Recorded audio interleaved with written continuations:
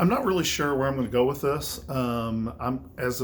Tentatively going to title this "Life Lessons from Battlefield 2042." If you haven't noticed, I have a lot of hobbies. I don't have enough time to truly be totally vested in all of these hobbies, and this one I'm going to be dropping, so no big deal. But um, that's actually kind of what I also want to talk about is learning how to say goodbye to things you might really like. Uh, Back in the 90s, I had played every iteration of Madden. I was a big fan of Madden. Played it every year, and I like the franchise mode. Franchise mode is no longer a big deal with online components and everything, as you know. And I kept wanting them to fix certain nuances in the franchise mode. For example, if you simulated, you would play your games, but the computer would simulate everyone else's games. And if you let's say you set your course for 5 minutes, that way your game's only lasted an hour or maybe even less.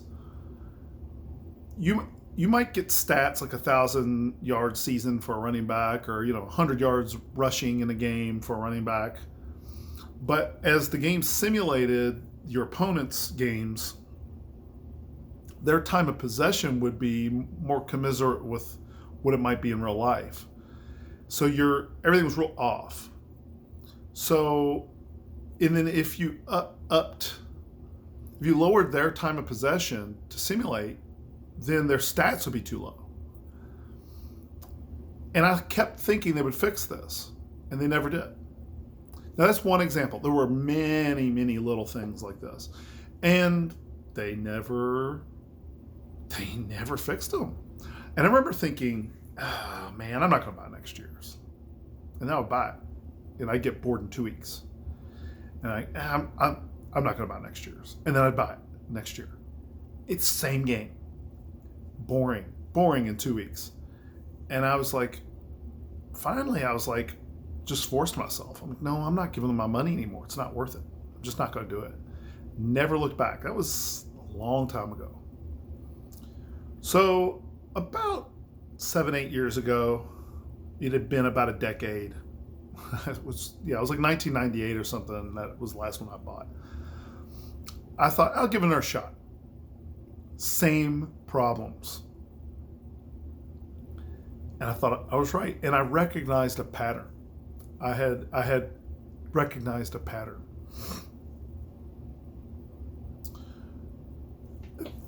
Now, I think this can be applicable to almost anyone because there's some general life lessons about this. With Battlefield 2042, if you're not familiar with what happened, essentially they designed the game to look like it had certain fully fleshed out components, but were actually only there for marketing. So when you actually played the game, those things weren't there. Or they were just images. I'll give you a good example because I've seen, again, from experience, I've recognized these patterns before. There was an EA boxing game, and I loved all the boxing games.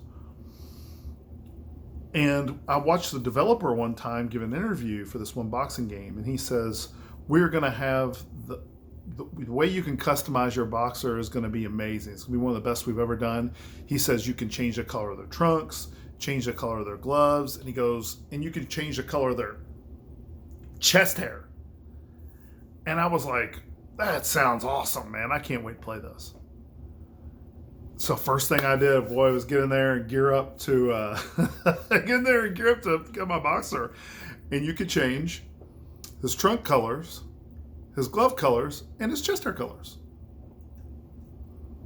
They designed the game so he could say that for the marketing. And I remember going, no, did they really go that far to lie? Oh, yeah. They haven't changed. Battlefield 2042, same thing. You have to learn to recognize patterns. I worked at a software store, and we had one guy who was trusted. He was a key holder, and all of a sudden they started doing shrinkage accountability and realizing that a lot of stuff was being stolen from the store. And we were like, hey, we got to figure this out. And we figured out it was this guy that had the key. So they worked it out to get rid of him. And one day he came in and he was acting like he was still part of the crew. Like they didn't know that he had been stealing. They didn't really fire him for stealing. He got laid off, quote unquote. And he goes, "Hey, can I go back and use the restroom? Like, he's just part of the crew." And they were like, "No." He was like, "No, no." He was shocked. And I've talked on here proper interpretation and how not to lose your meaning. When you mean something, you want your words to mean something, because look, how we interpret what people say is we have to understand the authorial intent, right? When they say something, you want to know you want to know what they mean. You don't want to foist your own meaning on it. But when you have someone who's a thief and a liar, like EA and DICE, you lose the right to your meaning. So when they say things, you have to reinterpret it. And because you don't want to be fooled. I wouldn't want to say, well, he has authorial intent that he's really going to the bathroom, so we're going to let him. And meanwhile, he's back there stealing, right? You lose the right to your meaning. So DICE and EA clearly lost the right to the narrative. They lost the right to the meaning. The first thing is this: thieves and liars are not qualified to lecture you on morality. That's number one. So them telling the community moral situations, how the community ought to behave and all that's out of bounds.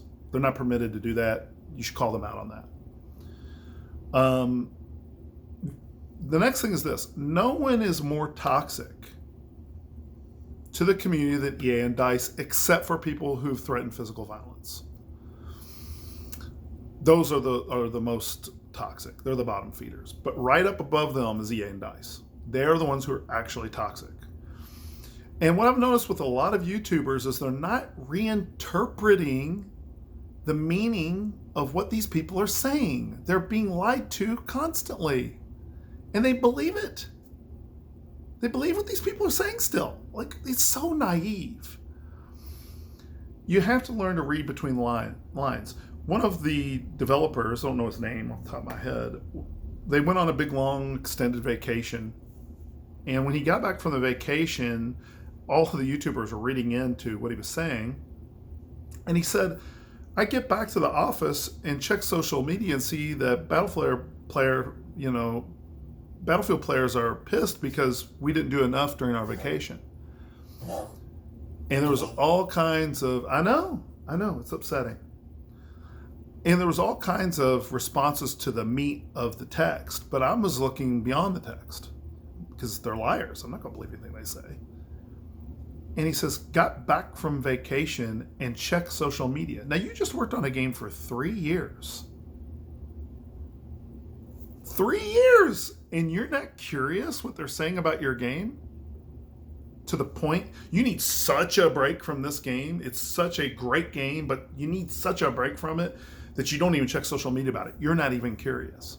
You wait till you get back from vacation. Because even checking social media would be a problem. That's a liar. He's a total liar. I mean, I don't know him. That's, if I knew his name, I would say it anyway at this point, because I said that about him. Actually, I shouldn't call him a liar, but he's lying in this case.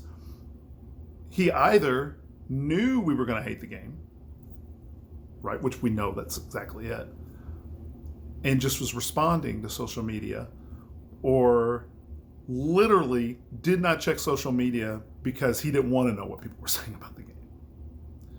And you might say, well, this is cynical.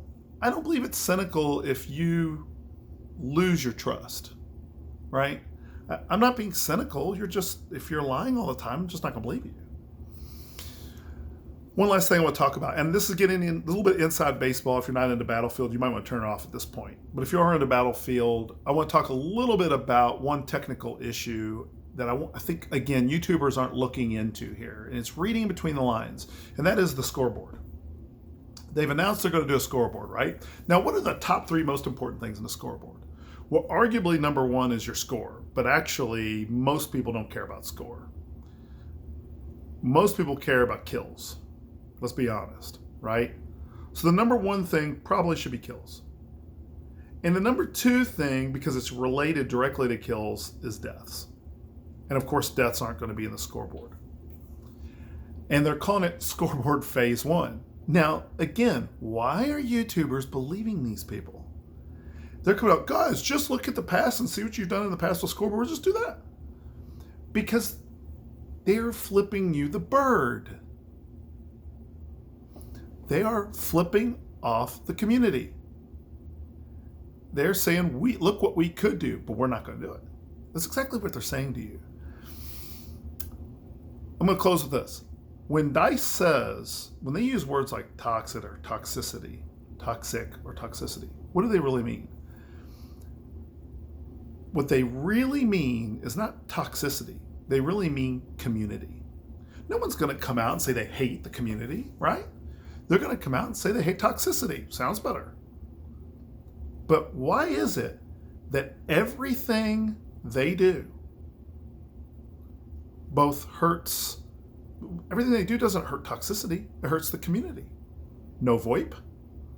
Well, it's no VoIP because they don't want you to realize that SBMM is keeping you from forging relationships.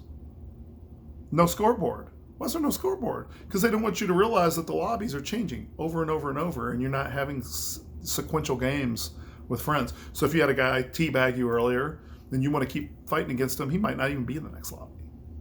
They know how bad that's going to be. They know. Why would you make that kind of decision? Because you hate the community.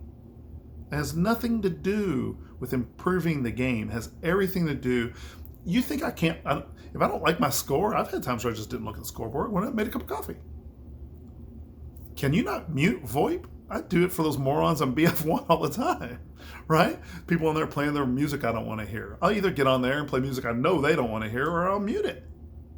I don't need someone to mother me over this. And they know we don't need that, right?